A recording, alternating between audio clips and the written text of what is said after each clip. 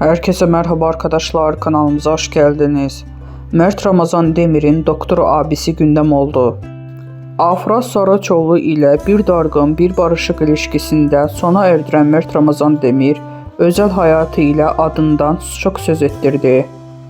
Mert Ramazan Demir'in ailesi ve sosyal medyada çok merak ediliyordu. Demir'in doktor abisi Melik Demir ile kareleri ilgi odağı oldu. Afra Saraçoğlu ile yaşadığı çalkantılı aşkla gündemden düşmeyen Mert Ramazan Demir, özel hayatı kadar ailesi de merak konusu. Ünlü oyuncunun doktor abisi Melik Demir ile verdiği post sosyal medyada ilgi odağı oldu. Son olarak Yalı Çapkını dizisinden rol alan Mert Ramazan Demir, kendisi gibi oyuncu olan Afra Saraçoğlu ile yaşadığı inişikli çıkışlı ilişkileriyle sık sık gündeme geliyordu.